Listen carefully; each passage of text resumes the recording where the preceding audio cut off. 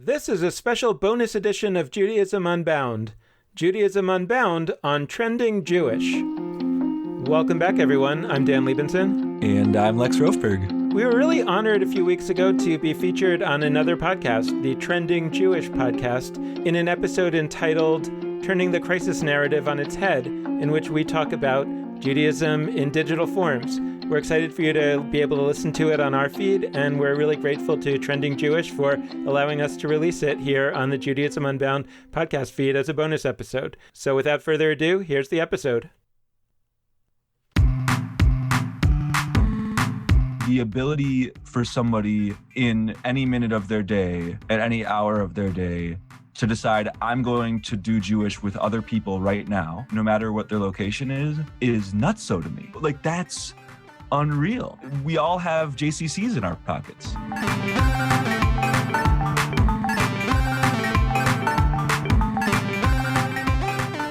Welcome to Trending Jewish, the Jewish podcast about everything. Today, Brian Schwartzman is here solo. Rachel Burgess, my fabulous co-host, is out spanning the country promoting on behalf of our organization, Reconstructing Judaism, making connections, raising money. So I am here solo, and I feel a little bit like the first Wayne's World movie when Wayne gets up and walks out, and Garth, who's so comfortable being on camera with his co-host, all of a sudden is alone and kind of looks at the camera with a deer in headlights, like, okay then, but it will be good. Hi, listeners. We want to hear from you. We want to hear your comments. We want to hear your ideas for guests and topics. Write to us. Send us a message through our website, trendingjewish.fireside.fm. It's a great way to be in touch with us. If you haven't already, subscribe to us on iTunes, Google Play, Overcast, Castro, and most other places that you can find podcasts. I actually use Podcast Addict on my Android, and rate us and tell people about the show. That would be a way to keep us going. So today I'm really excited. We're moving into a topic that I think is going to be a focus of ours in this next batch of episodes, looking at the intersection of Judaism and technology and the ways that the internet is impacting, changing, posing questions to Judaism and the contemporary Jewish community. And I've got a great duo of guests to discuss this. We recorded a great interview, really excited, eager to share it with you. I have got the co-creators and co-founders of Judaism Unbound, which is a podcast. We're doing another podcast about a podcast. And these guys are really asking profound questions about the current and future state of Judaism, the Jewish community, Jewish civilization. So we've got Daniel Liebson and Lex Rofberg. Daniel Liebson is the founder and president of the Institute for the Next Jewish Future, which hosts and produces Judaism Unbound. He spent 6 years as executive director of the University of Chicago Hillel and 3 years as director of new initiatives at Harvard Hillel. Dan is a 2009 Avihai Fellow and has also received the Richard M. Joel Exemplar of Excellence Award. Before devoting his life to working for the Jewish community, Dan spent 5 years as a law professor after clerking for Judge Michael Bodine of the U.S. Court of Appeals for the First Circuit. He lives in the Hyde Park neighborhood of Chicago with his wife and 2 children. Lex Rofberg is a Jewish educator and rabbinical student who serves as Strategic Initiatives Coordinator of the Institute for the Next Jewish Future. He is currently pursuing his rabbinical ordination at the Aleph rabbinic program affiliated with the Jewish Renewal Movement. He comes to Judaism Unbound after a 2-year education fellowship at the Gold Ring Woldenberg Institute of Southern Jewish Life, based in Jackson, Mississippi. He has had articles published by JTA, MyJewishLearning.com, Shema Journal, Jew School, Progressive Jews and Views, and others. He grew up in Milwaukee, Wisconsin, and currently lives in Providence, Rhode Island. And Lex has delivered an Eli Talk, sort of the Jewish version of TED Talks, on this very topic, Judaism and the internet. And you can find that on our episode resources, which will be on our homepage. So without further ado, here's Dan and Lex. Thanks for having us. And thanks for having us. Glad to hear, as we record this, it's March Madness, so advancing the ball is particularly good this next couple weeks. Isn't it a football metaphor, or can you say it with basketball? It's more helpful in football to advance the ball than basketball. You can advance the ball all you want in basketball, you still might not score, but it's still part of the process, I feel like. I didn't even know when March Madness was, other than it was in March, so that you see the differences between Lex and me, which is part of the magic. I went to basketball Unbound. I went to UMass, which was a big rivals with URI back in the 90s. Probably not so much now, but so the topic I chose, and that I hope my co-host, who is out raising money for our organization today, hope to really tackle is something you both have spoken about, at great length, regarding the impact of technology, the internet on Judaism, Jewish life, Jewish community. And I don't think I'm nearly as forward thinking as the two of you. I still have a little bit of a reactionary strain that I'm bemoaning the amount of time people are looking at their phones, not just, alone with their thoughts or not looking at screens instead of books. I'm thinking about what's lost, but both of you really seem to be looking at what's, what can be gained, what has been gained, what could be gained. So I guess I just wanted to start the conversation broadly and ask, how do you both approach this big question of what does this technological revolution and access to information mean for our evolving Jewish community?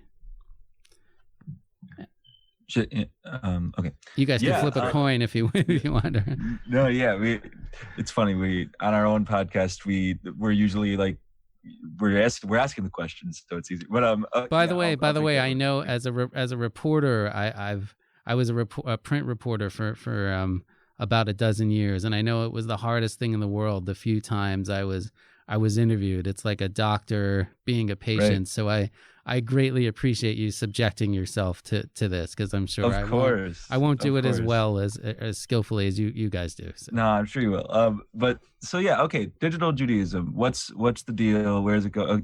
Big question. But you're right. We do think about it a lot. And it's this particular passion of mine, and I think it stems from a couple places for me. One is that I am maybe a rarity in the world of Jewish professionals in that I've only ever lived in what I would consider small and mid-sized Jewish communities. The biggest Jewish community I've ever lived in is Milwaukee, where I grew up, which is, from my perspective, pretty big. But when you're comparing it to New York or San Francisco or even Philly or Chicago, where the two of you are, it's small. And so as a result of that, really every element of what I do Jewishly and how I think about the Jewish world is refracted through the lens of somebody who doesn't presume there's that much Jewish around. Like who doesn't presume that there's a synagogue in every neighborhood and lots and lots of Jews even in the public schools, et cetera, et cetera. So for me, that lens, I think, is at the core of why digital Judaism is so important to me, because there are so many people out there for whom digital Judaism is actually their first stop. It's not their third or fourth or sixth stop after the things they've got locally, but it's their first. And for some of those, because they're in much smaller communities even than I am. I'm in Providence, Rhode Island now, and Milwaukee too. Like that, there's enough going on that you can find things to do. But there are some people that are much more isolated. And when I lived in Jackson, Mississippi, I got a little bit of a lens into what it's like to live in a community with only Jews in the 3 digits as opposed to 4 or 5 digits in a community. And that's hard. And it's especially hard if what you want Jewishly is anything other than the most normative, most sort of, for lack of a better term, mainstream kinds of offerings. And what digital Judaism provides is a location of Judaism that is universal in the most direct sense of what universal means. Like, we're not yet at a place where the internet is absolutely everywhere in the world, but it's most places that people inhabit. And so by building up Judaism there, we are in effect building up Judaism everywhere that there are Jews. And so for me to be a Jewish professional and see that primarily as a threat to what exists and not as the greatest possible opportunity we have is like a really huge mistake. So that's sort of where I'm coming at it from. I didn't fully answer like what I see as the biggest strengths and like scary things about it, but I'm sure we'll get there. But that's sort of where I'm coming at with it. Yeah, and I would add just two things. One, we had an incredible guest on our podcast maybe about a year ago named Rabbi Juan Mejia, who is a guy who comes from Colombia, and he is doing all this Torah study and things like that in Spanish for people in Central and South America who are Spanish-speaking Jews or Spanish-speaking people who believe they have Jewish origins, and they've taken an interest in being Jewish again, and they're coming to know Judaism through the internet. It's the only possible way for them to come to know Judaism because there's basically no Jews where they are. And it was just this incredible story of how that kind of expands and how it introduces Judaism to people who may not have had Jewish ancestry, et cetera, et cetera. So it's just this incredible story to reinforce what Lex is saying about the potential power of digital Judaism or the internet in places where, like Lex is talking about, Judaism isn't as ubiquitous as it is in certain large cities. The other thing for me is to think about the potential of digital Judaism. And that's where I think a lot of us often make mistakes in how we think about something that's actually relatively new. So I often use the example of digital photography, and that when the digital photography chip first came out 10 or 15 years ago, especially being in a cell phone, the pictures that it took were really bad. And if we were having this conversation about, digital photography will replace film photography, we would be saying, oh, what a tragedy. This is terrible pictures and it's going to be worse. But we know from the history that digital photography very, very quickly caught up and now in many ways provides a much better photography experience to people than film photography ever did. And for all sorts of reasons, it's now able to be used by so many more people that never engaged in film photography at all. And that's what I have to say about digital Judaism, that we're only at the beginning and we have to look around. I mean, Lex is more positive than I am about what's going on today already. And that may be generational. That may be that Lex is more in touch with what's happening in a way that I'm not. But even if we take my sort of Luddite approach and say, well, it's still not that great, we know that the world of digital technology in general is accelerating in ways that we can't even imagine or can barely imagine today. Some of it could go in a dystopian direction, but some of it could be incredible. And for me, at least the thing that I can sort of wrap my simple-minded thinking around is virtual reality. And I can easily imagine that very soon, much faster than we imagine, we're going to have access to virtual reality in such a way that we put on a pair of goggles and some other gear, and it really feels like we're in a different place. And once that technology is solidified and ubiquitous, I think that the difference between a digital Jewish experience and an in-person Jewish experience will be so much smaller than we imagine it today that we can actually imagine it being extremely fulfilling, even if your gauge for fulfilling is what's available in person. So I think it's really important to, therefore, A, be excited about the potential, B, get into that landscape early, so that we can start to work there so that when the technology catches up, it's not that then Judaism is trying to jump in there when the landscape is already taken up by all these other things that are going on. And, and just to really judge it by its potential rather than by its current reality. I mean, I think one way to get into this, and Dan, I think you touched on it a little bit. I call it my flying car question. Like, Dan, certainly when we were kids, you probably remember we imagined we would have flying cars in the future. I mean, it was the high point of Back to the Future 2, and we didn't get that, but we got things we never imagined. We got computers in our in our pockets on our phones. So I feel like there's a little bit of that with Judaism and digital technology. I feel like there was definitely this talk and writing in Jewish circles about prayer and communities moving online, and there was going to be digital congregations, and nobody could wrap their heads around that, and nobody really understood it. And correct me if I'm wrong, but we haven't really gotten that, but we've gotten a lot of other things that nobody expected. Right. Is that? I mean, I wouldn't say I would correct you, but I would. So basically, what I think you illuminated and what Dan illuminated a little with his photography example is when we think that the new development is going to lead, so internet in this case, or any new development, when we think that the onset of a new technology means that things that we have had for a long time are going to replicate themselves in that new technology. So in this example, that congregations are going to go online, and so now the thing is going to be, instead of in-person congregations, it's going to be online congregations. When we think it's that straightforward of a transition, that's the mistake. Like, right. For me, I never would have. I will say there are places, and I call them places, by the way, even though they're websites. To me, they are as much of a place in many senses. But there are places that are seeking and are online congregations. They're not big, and I agree with you that they haven't become a norm that thousands and thousands of people are doing. That said, there are Jewish places where people are congregating online, and so whether those are congregations or not, they are now a norm. And I'm thinking mostly here of what people affectionately call Jewbook, but just the everyday increasing map of Jewish Facebook groups that have become part of just the minute by minute, hour by hour, day by day rhythm of people's lives. And I really want to underscore that this is not a small marginal thing. This is like, I'm obviously on the high end of participants in this world. But I'm in, I don't know, probably 7-10 of these groups. And there's at least a half dozen of them that have thousands of people, like 1,000, 2,000, 6,000 people.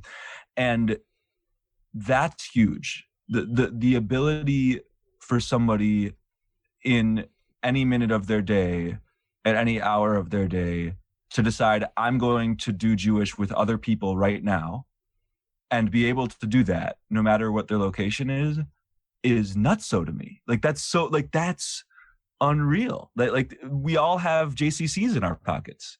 Now, are those JCCs as good as the JCC like in our actual community? Probably not. Almost definitely not. But there's also things happening there that I can't find locally. So I can be in a Jewish Facebook group already for very specifically the set of people who are in interfaith relationships, feeling upset at the way that other people in social justice activism are talking about folks in Jewish interfaith relationships, and want to have a space to share around that particular thing. Like I'm in a group, loosely that's a few hundred people. The idea that I could walk into any community in Providence, and it's not a knock on them. It's not that Providence communities are doing something wrong. The idea that I could find something in person specifically catered to that need of a person in an interfaith relationship who's involved in Jewish community, who's upset at how a particular corner of that Jewish community relates to interfaith conversation. Like that's not going to happen, most likely. And if it is going to happen, there's going to be, 3 or 4 other people in my local community that share that unique positionality. When you've got the entire locus of the Jewish world all visiting a particular place, Facebook, you can specialize and make distinctive all of these particular kinds of groups. And it's creating a depth and a specificity of Jewish community that I think we've never seen. I don't think we've ever been able to have, this is no longer me, but a space for specifically transmasculine Jews of color. These kinds of groups now exist because we have a sample size of millions of people to work from, as opposed to a sample size even in New York of like 1 million, and really spread out over a bunch of boroughs, less than 1 million. So what do you each think are some of the most exciting, innovative things happening now on, in the Jewish digital sphere? I think that you have to start with Sefaria. We had an extraordinary interview with Brett Luxbizer, who's one of the co-creators of Sefaria, a few months ago. And what I think is so important about Sefaria, which for people who don't know is basically a web-based hub where you can access essentially any Jewish text, or that's their aspiration at least. And what I think is so important to point out about Sefaria is that I don't think it could have been created by a Jewish professional, because a Jewish professional looks at the wealth of Jewish texts and says, "Oh, wow, this is overwhelming. This is so much." I mean, the Jewish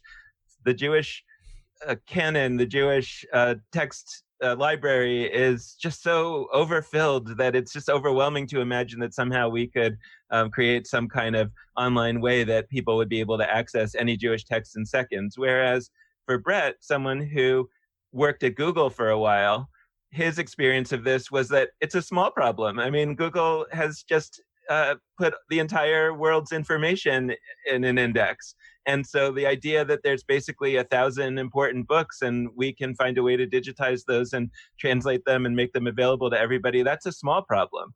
And that's why I think something like Sefaria is really incredibly exciting, because it allows what I often talk about, that we often talk about this kind of deficit in Jewish education of Jews today, that's some kind of crisis of education. And I have two things to say about that. Number one, the education in Judaism in the past was only for the most elite in society, and the vast majority of people had very, very little Jewish education, and the only Jewish knowledge they had was what they picked up from their practices at home, which was significant, but not any vast by any stretch of the imagination.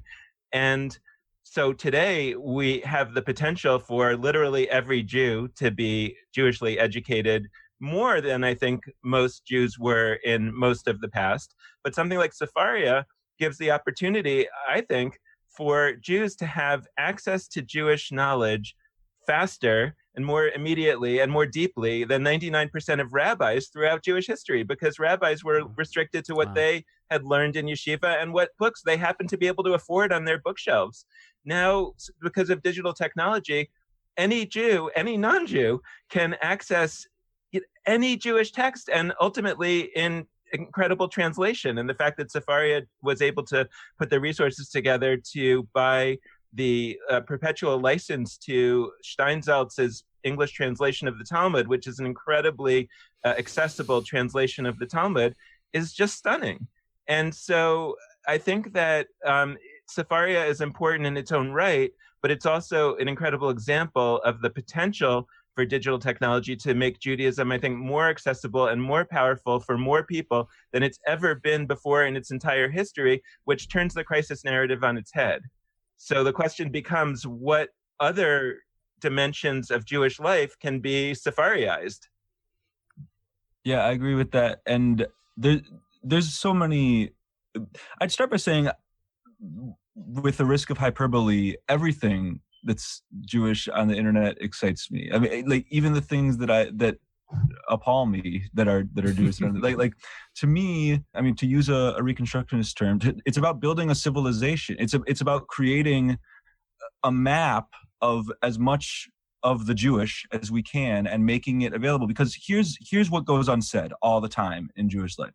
There are tons and tons of people, we all know multiple of them, who are walking around feeling insecure about their, for lack of a better term, like Jewish knowledge. That's, people will tell you, like, oh, I don't have that much Jewish knowledge. Like, if you in 1973 felt like, just arbitrary year, like felt like I don't have that much Jewish knowledge, you would have to do one of the following things. You'd need to walk into some sort of public space where somebody may see you, and like purchase a book, like a Jewish book, or you would need to go to your rabbi, ask some questions. You would have to make yourself vulnerable in a certain set of ways. I'm making it sound like really scary to do that. It's not the most scary thing in the world to like go and talk to a rabbi, but it is a level. It's a hurdle you have to surmount. You would need to walk out of your house, ask somebody that is not yourself for help to achieve this goal of like deepening your connection, whether it's to what you would term your heritage or your religion or your people or your civilization. Like today, you have that same insecurity. You go to Google while you're procrastinating at work for 12 minutes and you look up whatever it is. Oh, it's March, so Passover's coming up. And I remember there's some parts to the Seder. What are the parts to the Seder? A lot of people aren't going to want to ask, what are the parts of the Seder? Because they're going to think that makes them look dumb. They're going to think that they should have just known that already. That how dare they be a Jewish adult and not have just like memorized those? It's like every year you talk about it. But like what the internet does is it creates sort of an implicit permission to not know, and to go somewhere and to take that not knowing and change it into knowing, which is such a, I mean, it's a gift. It's a huge gift because we have so many layers of Jewish insecurity around knowing. And like the best part of our culture is that it's about knowing and studying and learning and all of that stuff. It's great. But it means that the people who aren't at the very maximum level of that feel somehow deficient. And honestly, we're talking in an RRC context. Show of hands, anybody know any rabbis themselves who feel like they're like not where they want to be in certain realms of Jewish knowledge? Of course we do. This is such a common thing. We all want to know more. And so having every Eli talk, for lack of a better term, I mean, these are, Jewish TED Talks. Every one of those that is available is a gift. Every myjewishlearning.com entry, every forget just the Jewish stuff, every Wikipedia page that is on a Torah portion. There's one guy, there's an article about him somewhere, who went through and did all of the Wikipedia pages for every Torah portion. And like, to me, I don't think he's a rabbi. That's one of the most supreme Jewish services of our time. If we were going to list the people who have had the most impact on the most human beings on the planet through Judaism, he's one of those people in my lifetime. Because who of us hasn't gone to a Wikipedia page, whether we're a Jewish like professional or somebody giving a Devar Torah and we want to quick review something, whether we're not and we are looking for our first way in and we don't have a translation of the Torah in our house, like whatever it is, that's like such a gift. And so we already are at a place where we're taking that stuff for granted, which is good. Like I want us to be able to take but when we take a step back and are like, the quote unquote Jewish internet isn't just, the stuff that may conceivably steer people away from in-person communities, which I don't think that's really going to happen. But it's all of these gifts that we add on top of Jewish life as it is. Like, it's hard for me to look at that and not get all mushy and gooey inside, to be totally honest. So, wow. So I have two, I think, are very interlocking questions, but it is kind of the dreaded double part question. We do that all the time. It's a trick of the trade. So how do you think about, demonstrate, measure impact of a digital source, and how do you convince philanthropists, funders that these endeavors are worth investing in? I was going to ask you. Let's figure it out right here. Yeah, let's figure it out. If any philanthropists are listening, I want to start by one comment that, in a little way, kind of evades the question, but goes to something that Lex was talking about, which was when he said, I'm excited about everything because everything has potential for everything is good and important in its own right to someone, and it has, and we don't know what has the potential to really take off. And Lex in his Eli talk talked about this as a migration, as to analogize it to the Jews are moving to a new place. We know the story of the Jews moving to America, and now the Jews are moving online. And think about the beginning of Jewish life in America. We don't really know, right, a lot of what was going on. I mean, you can read Jonathan Sarna's book and you can get some flavor of it. But, basically this mass of Jews arrives in America. One of the amazing things is, I think for the first 150 years of Jewish life in America, there was literally not a rabbi on the North American continent. And so you had these 150 years of Jews kind of, bumping around and figuring stuff out and moving west. And there was all kinds of stuff going on.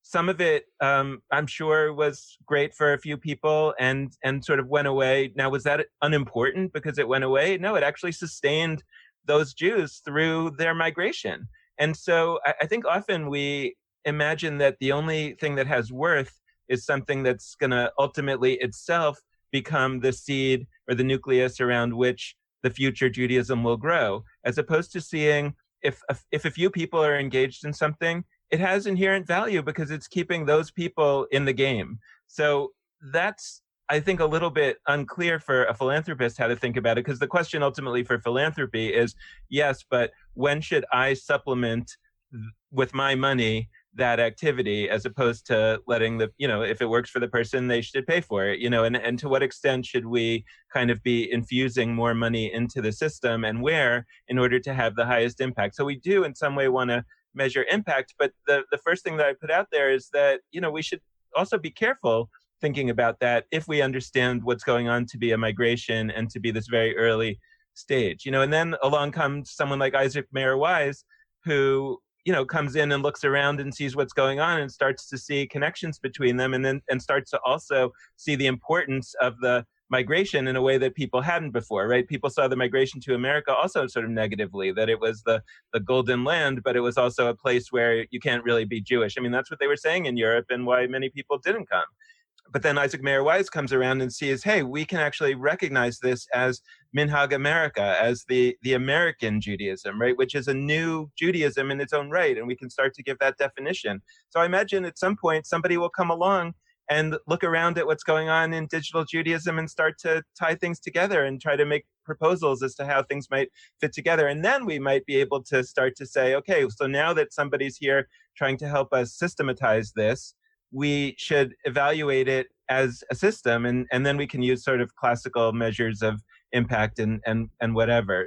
The question to me, I think about it a lot, sort of maybe like pharmaceutical R&D or something like that, where you just run a lot of experiments and by the nature of the thing that 99% of them are going to, quote, fail, and some of them are going to fail in what you thought that they were trying to do, but succeed in some other way. Like I think Viagra was originally supposed to be some kind of blood pressure medication, and it didn't work so well for that, but it became, I think, the best-selling drug in history for a different reason.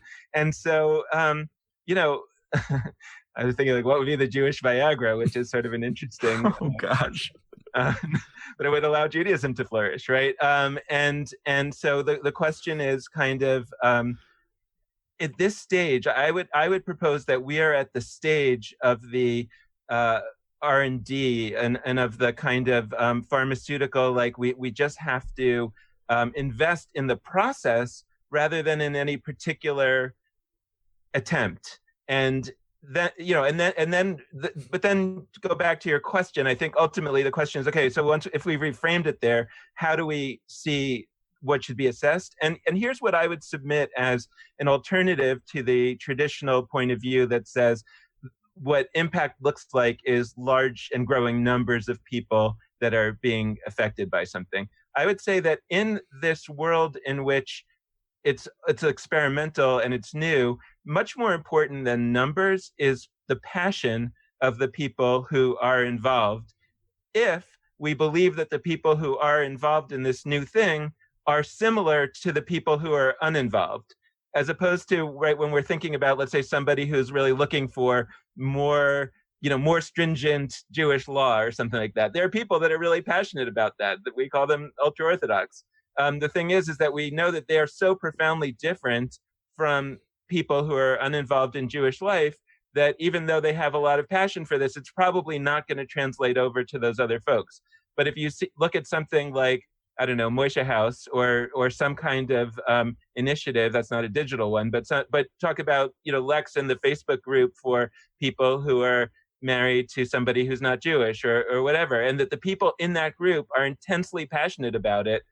And you say, wow, well, that's actually the trend that's coming. I mean, that's going to be it already is the majority of the Jewish population. It's only going to get more so. So if we've actually found something that's generating enormous passion around this group, that looks like the people that are not involved, that I would say let's invest in that. Let's see now. Let's help. First of all, let's help that deepen, and let's help that get really, really even better for the small group who's already really passionate about it. And then let's help them kind of, whatever you want to call it, do the marketing or figure out how to get the other people to find out about it. Yeah, I mean, when I reflect on this question, and what I'd say is Dan is the person who's most directly answering it for us in terms of, grants and et cetera. But like, when I think about how we paint what we're doing now to appeal to funders, so there's two sort of routes to go. There's funders that we think of as sort of quote unquote the funders that are funding Jewish life in all sorts of different ways. These are foundations, these are federations, these are like that are, their purpose is to look specifically, and they've been doing this. And then there's people that aren't funding Jewish life. They have money and they're funding other things. Do I think that what's being created on the Jewish internet, for lack of a better term, could appeal to members of each of those groups? I do, for very different reasons. But the other piece I'd say is that there is a challenge, because this relates once again to what we said before about like the transition from one era into the next, and how those switchovers or handoffs happen, which is, if our metrics for measuring the success of something are about how many people gather in a shared space to do something, then the internet's failing. Like in most senses, like we're not yet at a virtual reality place where literally the four of us on this call right now are in the same place. And so by many metrics of how we think of a gathering, this isn't one. We're in different places. And so if a funder's idea is to support efforts that bring Jews together around Judaism, or bring people, I mean, some of them are not just focused on Jews, bring Jews and others together to channel elements of Judaism into the world. Like if like the internet isn't really doing that. But if the measure is we want to fund things that are having a deep impact on massive numbers of people, just as many people as we can, and whether they're localized in particular gathered spaces is not necessarily the primary thought, then the internet is destroying everybody else. And I don't say destroying like the others. I'm saying it's winning. Like, just, we can release a podcast. I mean, we're not the only ones. We release a podcast every week, and because we're available everywhere, we get thousands and thousands of downloads a month. We get in the 5 digits of downloads per month. And I don't know many local Jewish institutions, and I'm not saying that to like say we're amazing. Like, there's other podcasts that are also doing this, and it requires a heck of a lot less work to create a podcast that reaches 10 or 20 or 30,000 people a month than it does to create a Jewish organization in any locality that does. I mean, I don't think that the most successful synagogues in the world have 40,000 people walking in per month. Like that, it's just something that's incredibly challenging to do. So when your metric is how you touch people, and now the obvious response is, well, the 40,000 people that are downloading our podcast a month, they're not doing something as deep. I can see like they're entering into a 45-minute experience, and hopefully it affects them. And some of them are downloading, multiple episodes, whatever it is. It's different. We have to be able to shift what success means in order to recognize the successes that are happening. Because it's a circular, like if the way we value success is based on what congregations or other in-person Jewish organizations have done to succeed, then the stuff that isn't that is going to succeed less, if that makes any sense. Right. Yeah, I'll have to admit we don't quite get as many downloads as you, but we're working on it. So, but you probably get a bunch for the amount of person hours that are going in. Like, imagine a person out there putting in however much time you do. Like, would you reach even 100 people if you were just doing that, part time as a part of your job? Like, I don't think most people would. So I wouldn't dismiss that. Well, Right. I would add one piece to that, which is just to take that further. First of all, like I would say that 45 minutes engaged in a serious Jewish conversation is actually more impact than most Jews are getting, even when they walk into a Jewish space of some kind. Even if they're sitting there for 3 hours, I think that most of them aren't actually engaging so deeply. So again, that's not something against the organizations of what they're doing. It's just that what they're doing is actually not necessarily what these folks are looking for. And what's astonishing to me, and again, we just sort of bumbled into this, but what's astonishing to me is two guys like literally in a basement can create something that tens of thousands of people are engaging in every month. And what does that mean for the future? You know, what does that look like once other people catch on? And again, you know, people lament the closing of various synagogues, for example.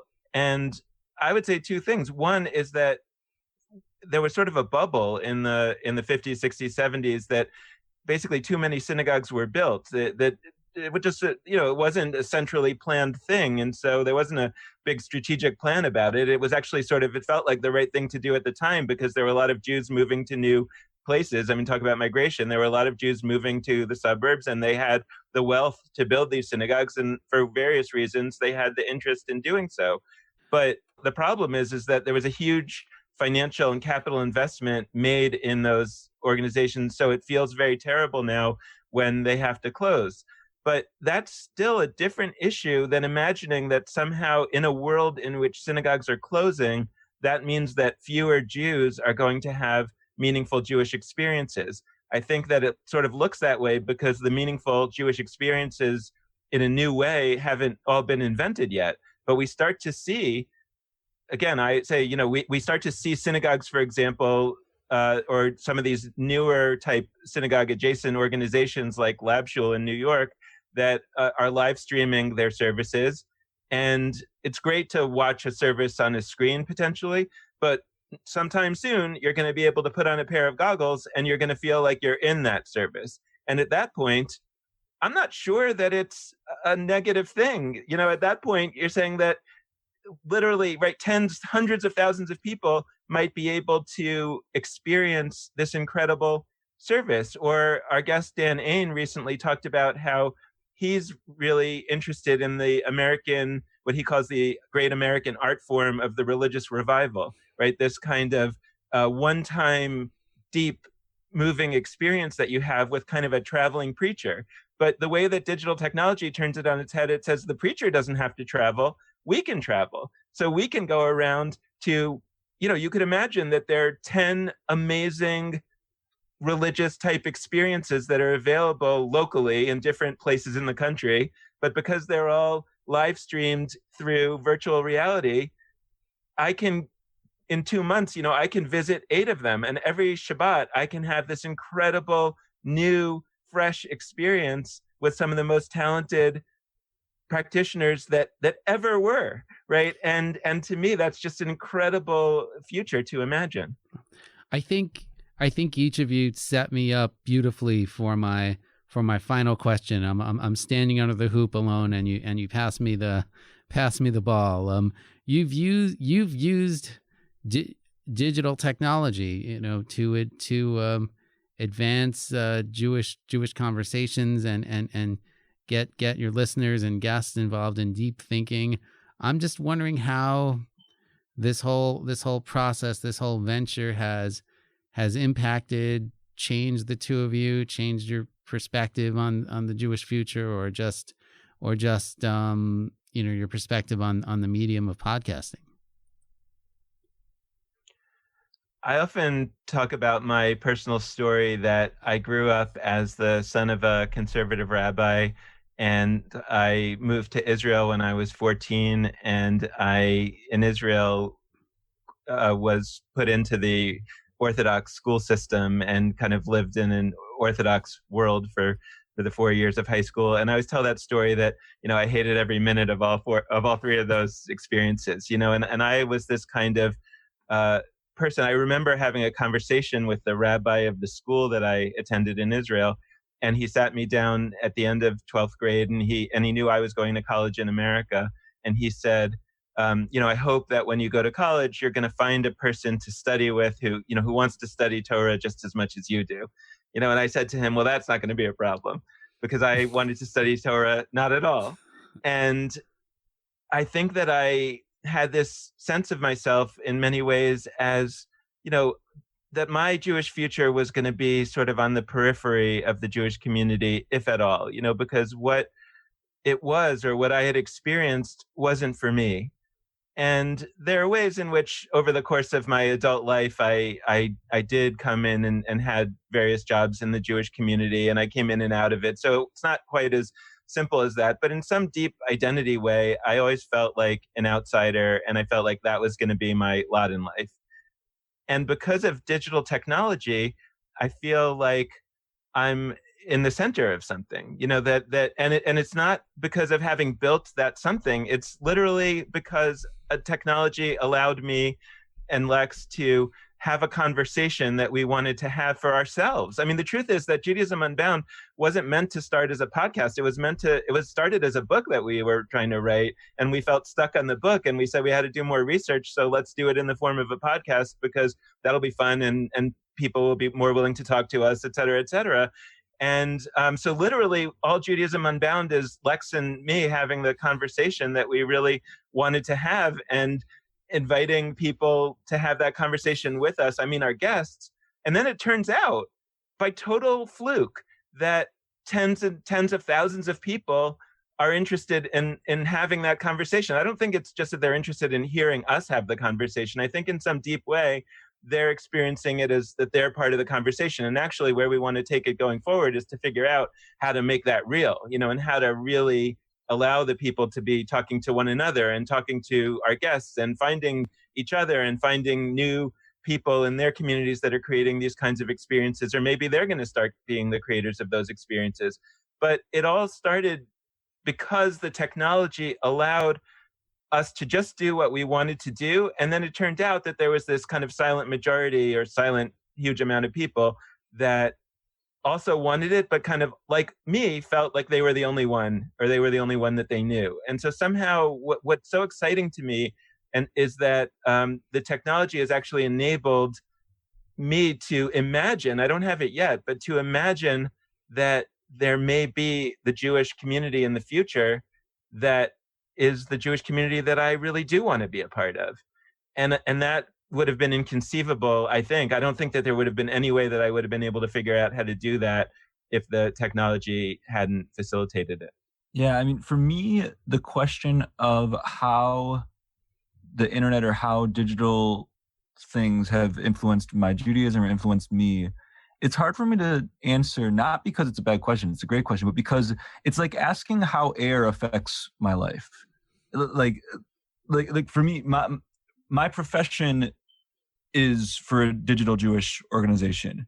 My rabbinical school that I'm in for 6 years of my life is through digital mechanisms mostly. We also gather in person. My Jewish social justice activism through If Not Now, which is probably my third biggest Jewish commitment. I'm in Providence, where we don't have an in-person group so much. I'm mostly doing digital thing. Like, it's not so much that the digital has influenced or affected my Jewish life as much as it is that the digital is my Jewish life. And I don't say that because I don't also have in-person spaces. I do. I'm the rare Jew that is a member of a congregation in today's world. I'm a member of a wonderful Reconstructionist congregation in Ann Arbor, Massachusetts. Hey, anybody listening? And we go there and we enjoy it. But it's not my first, like my synagogue context, and even, other contexts in Providence's community that I love participating in and gain a lot from. Like, they're actually, at this point in my life, sort of the stuff I do to add the wonderful dressing on top of my life. Like, the digital has, and it's not that I envision a world where everybody does that and where the digital, and like we flip the script and so that in-person is constantly for everyone separate. But for me, that's how it's worked out. And I see it as a value neutral piece. And so what I would ask people to explore is just, what are you like, what do you desire Jewishly? Like what's the thing that you're not doing right now that you'd like to be doing Jewishly? And if it's in person, amazing. Like, go to it, find it. In my experience, when people allow themselves to be specific enough about, I am really curious to engage in some delicious Talmud learning with some queer I mean, we've had people like Svara before, but if you get specific enough, usually that specific thing you want is not available directly in your local community, but it is available online. And so my question is, like, allow yourself to ask that question. Don't presume that because you're in a small town or even a big town with lots of Jewish institutions, that the fact that you have these 3 or these 11 or these 34 Jewish buildings means that those are the things that you can do with your life Jewishly. Allow yourself to ask, can I plug in a .com or a .org that also does that can supplement or be the primary source of what Jewish life looks like? And I think people are going to answer that in all sorts of different ways. But I think the end result will be a more thriving Jewish world, both online and in person, because it turns out that, like, one mitzvah leads to another, one Jewish faith leads to another, and the online leads to the in-person. We exist online, and we end up being invited to places physically and gathering groups, and then that leads to, I mean, it's all one cyclical piece together in building this thing we call Judaism. Wow, this has been great, guys. A really insightful conversation. I really appreciate your time and thoughts, and keep it up. Looking forward to future episodes, and hope we cross in the podcast world again. Thanks you so for much. having us. Thanks so much to Dan and Lex. That was a great conversation. I am both pumped and kind of in deep thought mode. I didn't know both could happen at the same time. If you haven't checked it out yet, I highly recommend checking out Judaism Unbound. I mean, there's so many episodes of this. I really liked a recent interview they did with Rabbi Dan Ain, founder of Because Jewish. They got into some really profound stuff and kind of talked about rock music and the religious revival tradition in America in the same breath. So I highly recommend that as a jumping off point to check them out. And again, tell your friends about us. We want to hear from you. Send us a message through trendingjewish.fireside.fm. Find us on iTunes, Google Play, Overcast, Castro, Podcast Addict. Rate us. It really helps people find the show. And if you really like what you've heard and want to promote our work and promote conversations about the Jewish future, go to reconstructingjudaism.org and click donate. It will help. So thank you. Shalom. Lahitraot. Until next time, I'm Brian Schwartzman, and this is Trending Jewish, the Jewish podcast about everything.